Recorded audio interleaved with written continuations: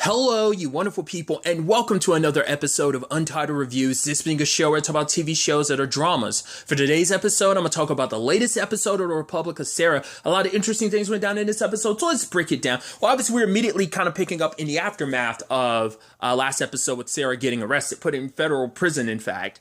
But obviously, her mom was able to pay bail for her. It's like she had to put up, like collateral, including house and everything. So she needs a lawyer if she's going to go forward, and she decides to go with her mom, which obviously like AJ, Corinne, even Grover be like, you sure that's a good idea? It's like your mom can be good if she's if she's sober, but for her it's like my mom will fight tooth and nail for me, so at the very least I need someone who kind of do whatever is necessary, and I need a lawyer who's willing to do whatever is necessary under these current circumstances.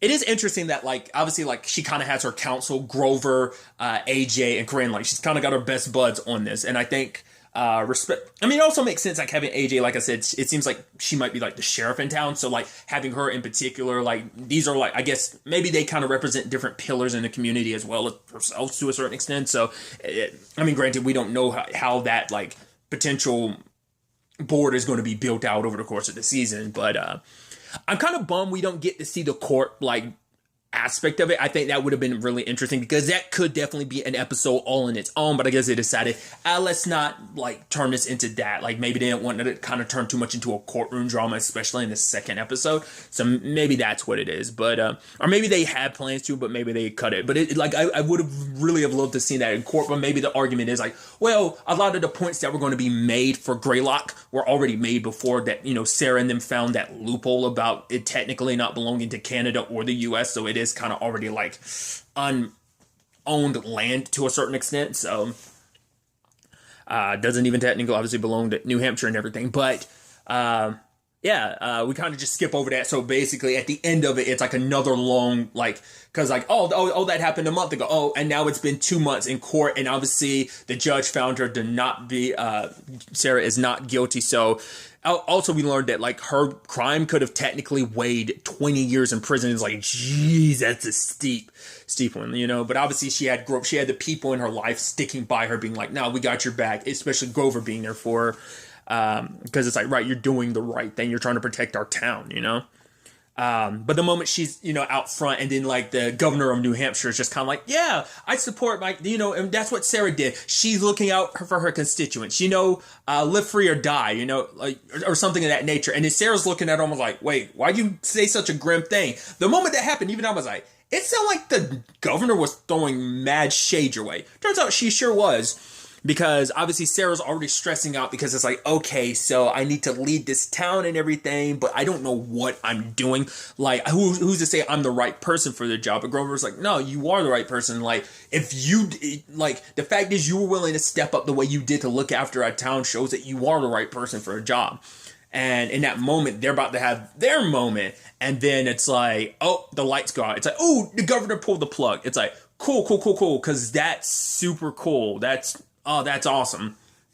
It's like she, kind of saw that coming to a certain extent, which you had the former Mayor William, like, kind of being like, oh, you need to help out people. It's like, you're not doing enough. It's like this basically saying it's her fault. She wanted to do this whole stint for independence, and now we're without power. It's like, slow your roll. The fact of the matter is we're doing everything we can. We're meeting with power utility people to get like the town power back on. So don't worry, we got it covered. Till then, we're passing out blankets, making sure everyone's taken care of. Because I think AJ and Corinne, might even been Sarah, like, also pointed out, like, it is kind of interesting that the fact is that you have like the only house in town that's not affected by this because you have enough like generators. You could share a little bit of the wealth. So it is a little hypocritical for you to be like on top of your palace and everything to kind of be looking down, being like judging them. But it's like, I think that's the interesting thing about it is I think it's just, it's hard to say like, yeah, there's certain aspects about it where you're like, yeah, there's wrong on this side of things, but I don't think it's 100% even, because even William, I think he has the best of intentions. I think he was thinking like, oh, I'm helping this town. I'm helping my constituents. I'm helping my people. Like, I'm doing what's best for them. Granted, once again, maybe he was getting a bigger slice of the pie that we weren't aware of. So that's why he was extra motivated for this and everything. But I loved AJ being like, yo, you come for the queen bee, you're going to have to deal with Kelly. And then Corinne's like, and Michelle. Michelle's one of them, right? And AJ kind of had to nod her head to be like, yes. Which I was like, that could be taken two ways. One, it just could be taken as innocently like, oh, Corinne is unfamiliar with Destiny's Child, so she didn't get the reference. Or she's not well versed in him. The other way felt like, which I hope it's not the case, because it's funny, but it's also messed up in a funny way, is that's throwing shade at Michelle. Because that's the sad thing, is like when it comes to Destiny's Child, it's Beyonce. A decent amount of people know Kelly. Kelly has a like big enough like solo career on her own right. You know, oh, everyone knows Kelly Rowland. But then it's also like, oh, but don't throw no shade at Michelle. You know, the fact is, you know, that's just kind of messed up. You know, because I feel like Michelle sometimes gets lumped into that. You know, because to be fair, I think Beyonce's star kind of sadly shined. Oh, that's a whole argument discussion on its own right. But maybe the argument could be, yeah, but the real shade gets thrown at the one or two other members of Destiny's Child that no one else remembers. I mean, I grew up only knowing 3 people in Destiny's Child. It's not until I got older I was like, wait, there were other people? I believe it used to be like 5 and then 4 and then it went down to the 3 and it just stayed the 3, if I'm not mistaken. I could be wrong. Like I said, I'm not as well versed on Destiny's Child as I thought I would. So like, I'm potentially in the same road as Corinne, where I'm like, oh, I'm kind of ignorant. That's kind of a blind spot in my musical knowledge, you know. Regardless, I just thought that was something interesting. So, with that all said and done, Sarah's, you know, getting dressed up and ready to meet with the power people. She obviously wants her mom's help, but her mom's like, that wouldn't involve me getting back into politics. I don't want to get back into politics. You saw what being in politics did, and it's like, at the very least, I want to live a quiet life away from, like, you know, it's not such a big life. Then, because I think for her, it's like, me jumping back into that is just going to make me spiral down that path. And it's like, she's already kind of spiraling a little bit. She kind of had some setbacks last episode, so I think she doesn't want to repeat that, so... But then, like, AJ tells her, like, so yeah, like, no power utility place wants to do business with us. No, it's actually Corinne that came in and was like, yeah, no, I called one person there, like, yeah, we're not going to lose our other contracts working for you. So basically, the governor, New Hampshire, Gail, she's, like, blackballing them. Blacklisting them to a certain extent. It's like, oh, you can do business with them, you just not do business with us. And it's like, okay, when you're, like, doing business with the state, it's like, oh, we don't want to lose out on that like money opportunity, which even Sarah confronts her about it and everything. Like, right, why would you do that? It's like, oh no, you made this decision on your own. It's like, and this is where it kind of comes into that area of like, right, like, is Sarah 100% in the right? Is she partially wrong to do what I think she's doing what she believes is best for the town, but then you have to think about, like, the way the governor is kind of putting it, it's what about the greater good of everyone? She's like, the amount of money we could have gotten for those deposits of Colton and Greylock, the amount of money I could have, like, fed so many starving children, built homes, which Sarah was immediately like, okay, so, now you're in the interest of building homes when before you were all about destroying them. But for her, it turns into the good outweighing the bad, the pros and cons, in the sense that, hey, she's like, I was aiming for a plan that would help the most people and hurt the least. Like, basically, she even said it. She's like, it's math. She's like, even saying, like, it's human calculus.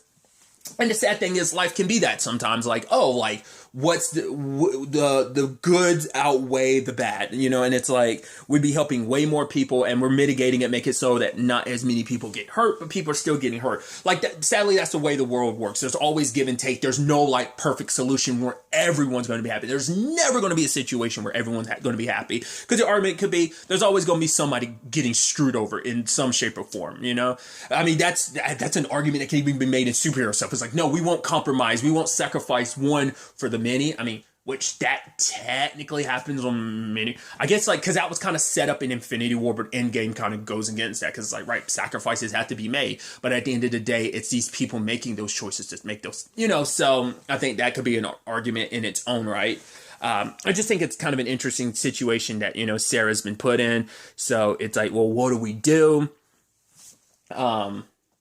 At the same time, that's all happening. There's this, Danny was going to leave town initially, but he's actually sticking around now, because initially, like, the court case and everything actually hurt Leiden. They made it seem like, oh, they're like the corporate overlord bullies, and now it's like, oh, like, they kind of had to go back because their stock took a hit. So it's like, right, we're just gonna have to, you know, kind of basically had to go back and lick their wounds and figure out like a different plan of action, since Greylock's kind of a no right now.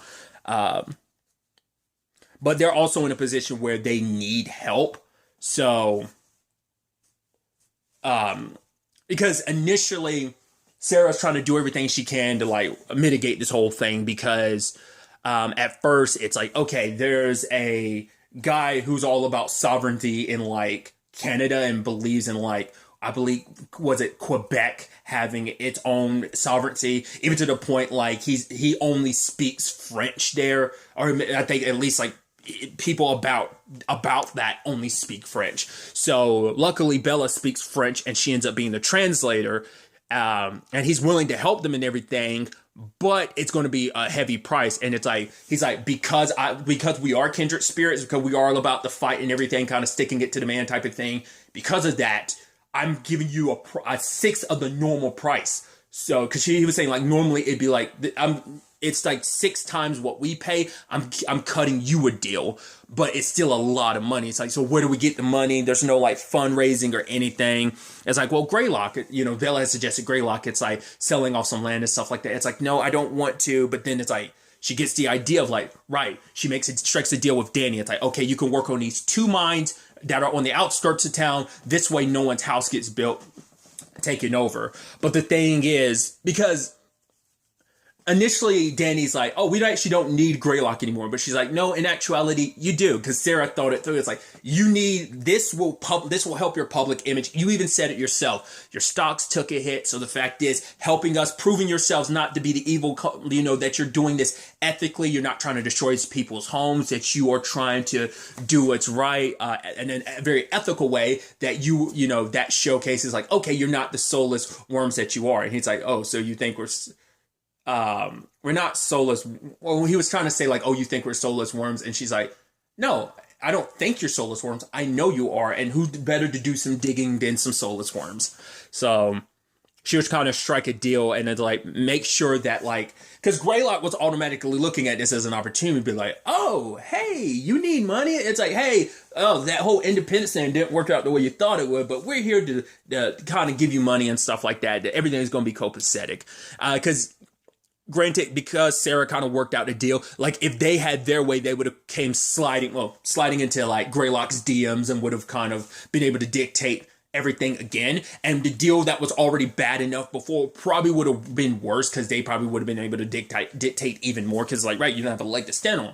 She does now. So it's like, great, that's all going to work out. That's fantastic.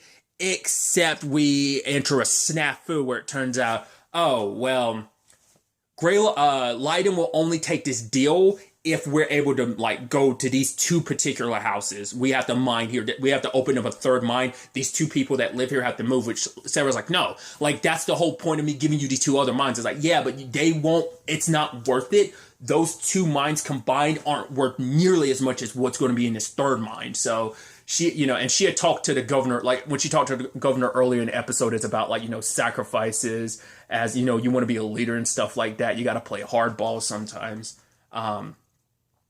And so it's a thing where she has to make a very tough decision, because like, right, this is the thing that you were fighting against. And now you're kind of, because that was also the conversation with like Grover, AJ and Corinne, like her counsel, to be like, wasn't the whole point to make it so that Greylock couldn't? And it's like, yes, but now I'd rather deal with the devil we know versus, because any other company would be like bloodthirsty. And it's like, this is the devil we know. At least I have my brother to deal with. At least I understand him. He will never lie to me. He's proven that he wouldn't lie to me. It's like, really? It's like, oh, because they look at him, it's like, oh, Danny's a douchebag. Which she's like, yeah, my brother is a selfish, arrogant dick. But the fact is, he does care about me. It's like, he's the reason why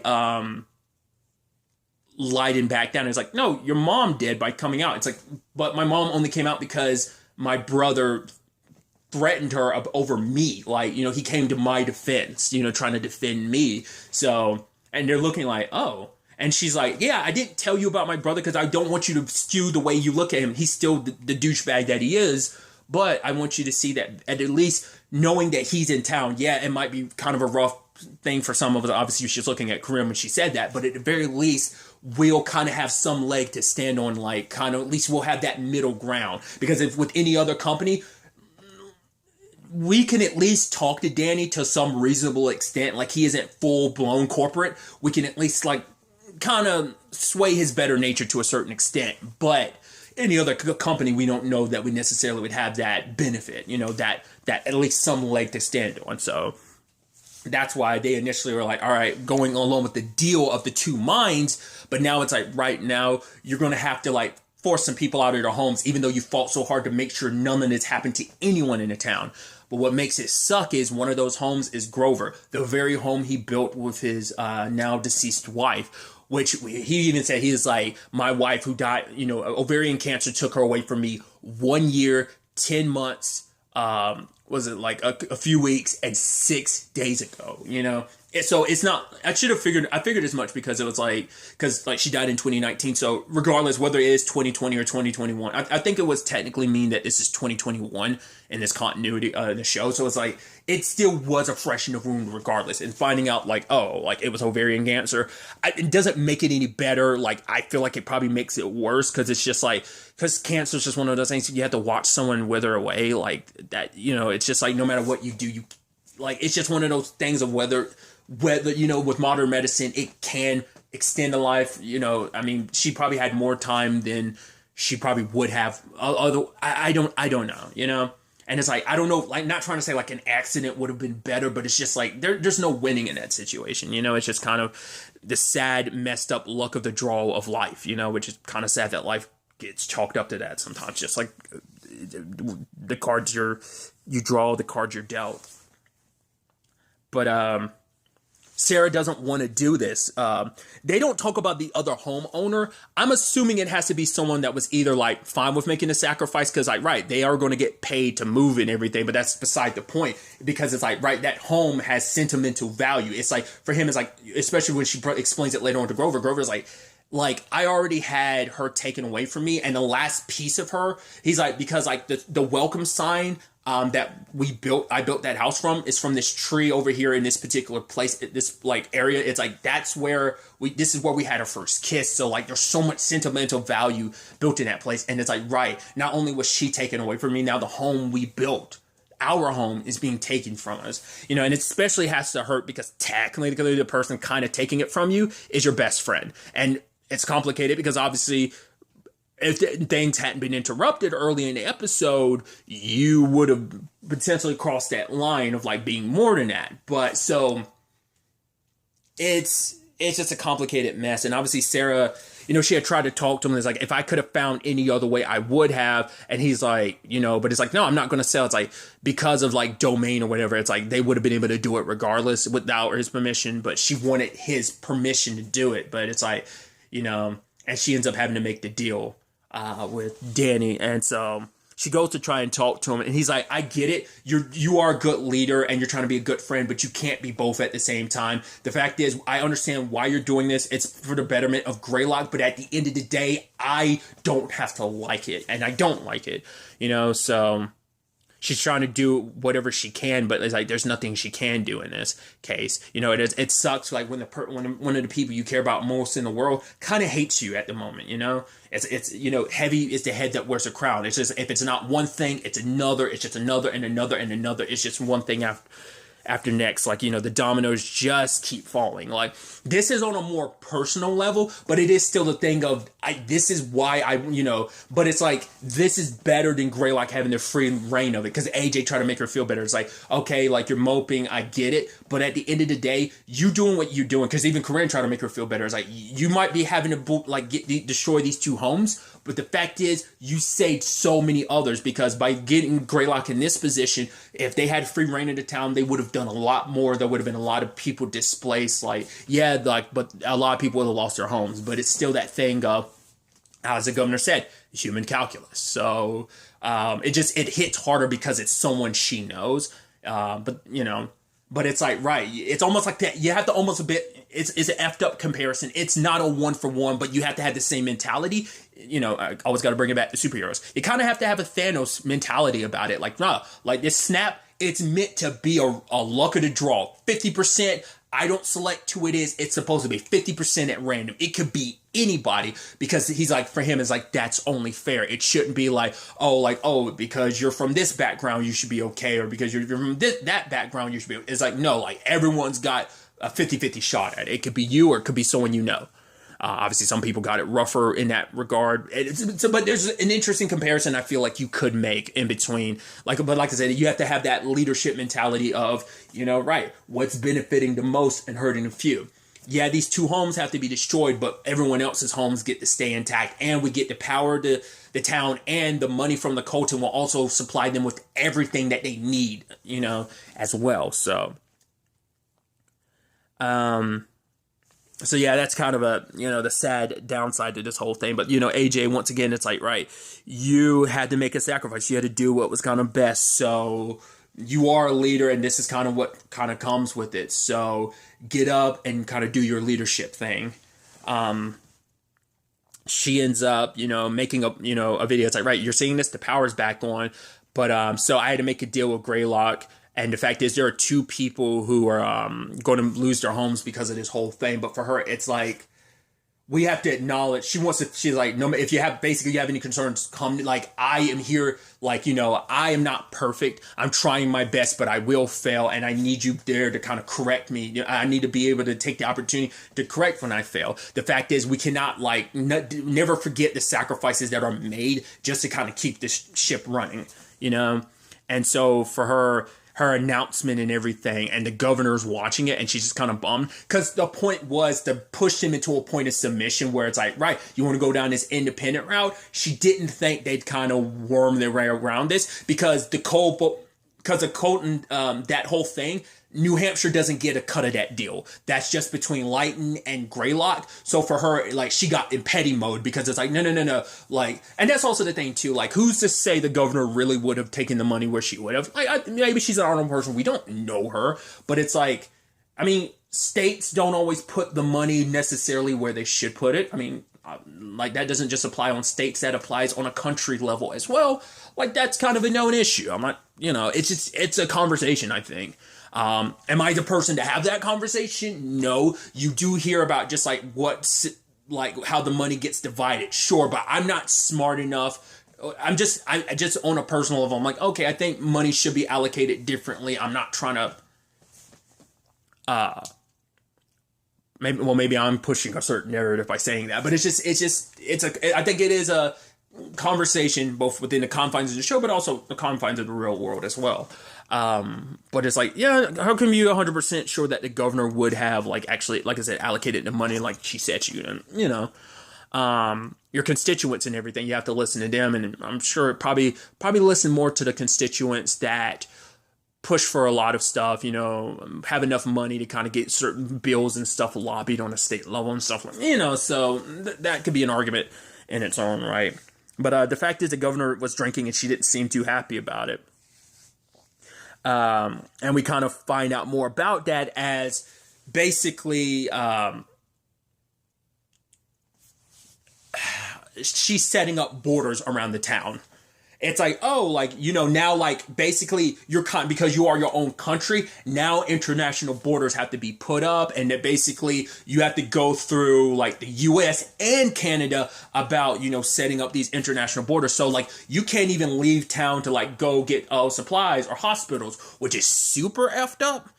Considering they had to move some of their people while the power was out in the town to hospitals outside of town so that they could be taken care of. So it's what about people who are outside of town? Could they not easily go back inside? Because crossing that, once again, it's crossing international borders, which isn't, was stuff already set up? Because a lot of this has been set up for long periods of time. You're having to set all this up modern day, that's going to take a while, and it's until then people are stuck in town. Because AJ tried to make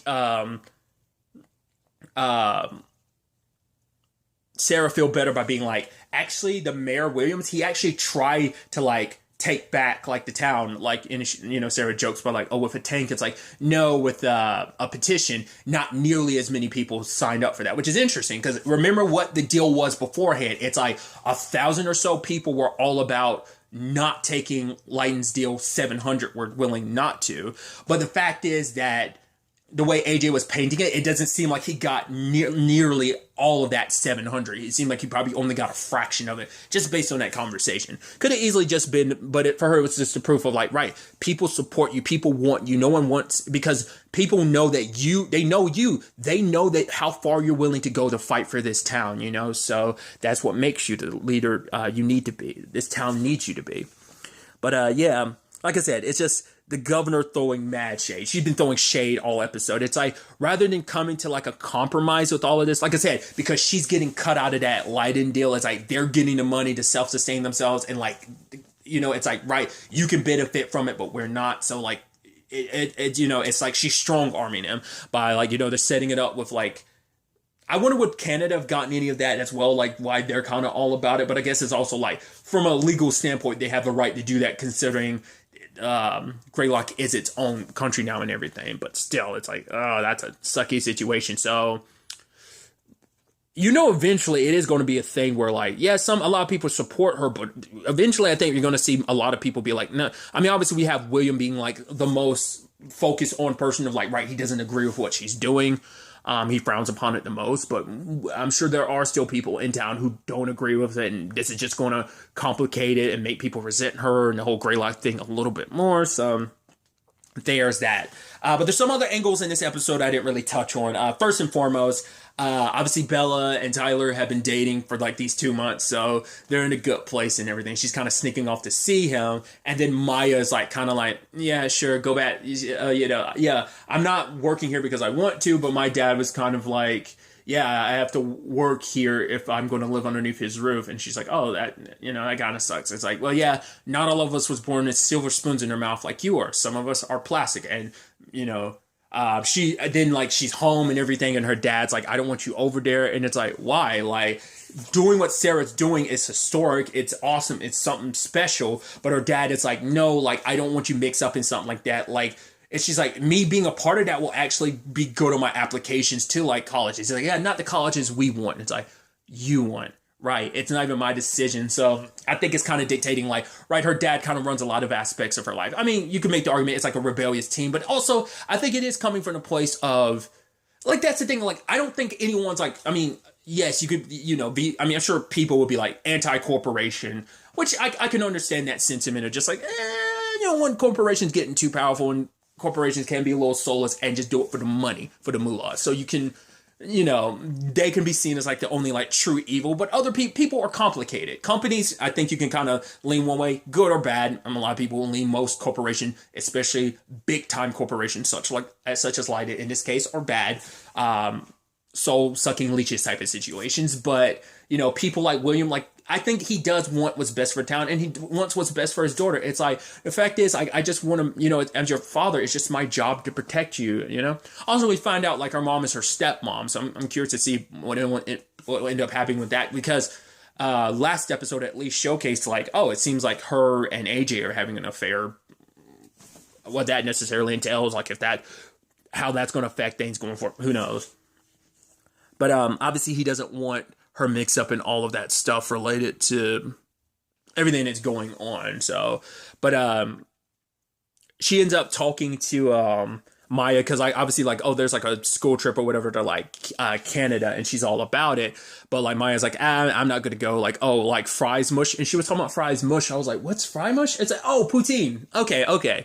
I don't know if I've ever had straight up true poutine. I mean, it's French fries with gravy, but like, I think like it's kind of like a Canadian, like, God, what was the word? It's a dish of that, but there's a specific word for it. A delicacy, a Canadian delicacy, because it's like, oh, it's kind of like something like Canada's known for. Like, yeah, other people do poutine, but it's like, it's not true poutine unless it's from Canada, because they do their own thing with it. Because it's basically like fries with gravy on it, but you know, it's a whole thing. Like, you know, it's a weird thing to say. It's like, I think there's no place in the world that does sweet tea like the South, because when I think sweet tea, I'm like, oh, that's a Southern thing, you know? But that might also just be my North Carolinian, like, bias in that, because I don't know, maybe there's other places like, oh, no, sweet tea's good. And, you know, I'm sure it's not good for you, but I mean, damn it, it's so damn good. It's like, it's basically probably sugar water, but still, regardless, tangents and all that, it's just, But it was like, oh yeah, she's talking about poutine. Like I said, I went on a whole tangent. But she even asked mine, she's like, do you have a problem with me? It's like, because she's like, no, I'm like, you find it. She's like, it just seems like you hate me. Like anytime I come to visit Tyler, you just like leave the room. It's like, it's like, I've never said anything behind your back. I've never made fun of you. And it's like, oh yeah, it's a fact. You've never done anything. It's like, well, then what's the issue? It's like, you never did anything. Anytime like your friends were making fun of my clothes, your ex-boyfriend being a dick to me, talking about I don't know how to speak English, you never stood up. So, you never said those things. You just let other people say them for you. And she's like, I never felt like that. It's like, but the thing is, you never did anything against it. So it's that thing of like, right, being an accomplice, like, oh, just because you're not bullying someone, the fact is you don't call out people around you makes you an accomplice, because it's like, right, you have to speak up when the time comes. And so that's what inspired, Bella to like help out with Sarah. It's like, right, I don't want to be the girl who just does nothing anymore. And Maya hears that from Tyler about like, oh, she did that. And like, all right, so I'm helping you out, because he's working on something. And I love, she's like, is that your horse? And he's like, yeah. She's like, wow. He's like, come on, don't make fun of my horse. And so we find out, like, because she was grounded for helping Sarah, which even Maya's like, oh, your dad went through the trouble of getting you to learn French. And the moment you utilize it to help someone, like, you get grounded for it. But, Tyler and Maya put on, like, a presentation. Like, right, you can't go to Quebec or, Canada. So we brought Montreal. No, I think it was specifically Montreal. You can't go to Montreal. So we brought Montreal to you. And Maya's like, yeah, sorry about the way I was acting. Well, she's like, yeah, and I'm sorry I didn't say anything. I didn't stand up for you. She's like, that's going to be different from now on. Friends, and so it's not just her boyfriend, but it's also like her friend. I think that's good. I think it's a beautiful, like, going out of your circle, because I think she's lived a certain life to such a point that now it's like, it kind of gives you perspective, kind of seeing the other side of things, kind of seeing someone else's point of view from things. So I think that was kind of a nice, element to this. Another element is Danny visiting Josh. It's like, oh, your idiot face. It's like, oh, that what she called me? Other stuff too, but I can't repeat that except for idiot face. It's like, okay. It's like, oh, my dad's inside. He's like, no, I'm good. Just tell your mom to stop by. He's like, okay, bye, idiot face. He's like, bye, Josh. He even asked Sarah's like, is he? And he's like, not your son. I don't know. Like, I got this feeling when I was around him. Trust me, he's not yours. He's like, yeah, sorry, I asked. I guess because maybe Sarah is someone who does know, but it's like, right, it's like, oh, like, because he's like, oh, when me and, that's around the time me and Corinne broke up, if you do like the calculations and stuff like that. And she's like, you broke up? No, you abandoned her. And he was like, so it might be a thing of Corinne doesn't want him. I don't know whether it's like, because she's also married, so maybe she wanted to make it like, maybe her husband's under the impression that it is hers, or maybe it legitimately is like, nah, Josh isn't his, or who knows? Because I'm like, the way Sarah was saying it makes it seem like she is so sure, but it could just be her backing one of her besties to be like, nah, like, I have your back. If you don't want anyone to know, in particular Danny, then he's not going to know. And so maybe that's the angle to it. But then Corinne comes over to visit, like, oh, like, Danny's not the bad person I thought he was. And ends up running into not only... The fact is that he was kind of naked. I was like, oh, he's got someone in there. And I was like, oh, that's going to compromise things? Oh, your fiance. I mean, well, she's married, so it's not like it's that bad. But it's like, I think for her, she was like, oh, like... She starts seeing Danny the way she used to, and I think like it started making those feelings come to the surface again. She probably was like, oh, I'm such an idiot for like showing up. But then when like he closes his door, I think Danny kind of felt it too. Everyone was like, yeah, we both moved on for our lives. Like, he didn't expect to come back and stay in Greylock and run into Corinne and everything, but he's going to be sticking around for a while with all the mining and stuff like that. So, and I think we're going to start sparking up some storylines there on just how complicated that's going to get. I do believe Josh is Danny's, but we'll see whether that's the case or not. Along with all of that, there is the whole Grover thing. No matter what Sarah's doing, like, it's like, oh, like that place that's so important to you, like, I got you the land rights to that. And he's like, so I lost some land and your solution to it was taking other land. She's like, it's like, oh, I thought I was trying to, for him, it's like, I don't want to own that place. That place not being owned by anyone is what made it so special. And she's like, and he's like, I don't want to talk to you, Sarah. It's like, you can't blame Grover for feeling the way he does. Like, it's understandable, but at the same time, it's like I wish you cut Sarah some slack too, because she is trying her best. It's like, she's even said it herself, like, I'm going to fumble and I fail. Like, I need you to kind of be there to people to kind of be there to kind of call her out as she kind of tries to make things right. And she's in the process of trying to make things right. Is there an easy solution to making things right? I don't know. I don't think anything's like, I think Grover just needs some time, but even time's not going to heal that wound because it's connected to a still fresh wound of losing patience. So I'm very interested to ultimately see where everything ends up taking us going forward into the next episode. But really, that's all I want to talk about. So the next time we meet, be happy, be safe, live life to the fullest, and enjoy it. Good day and good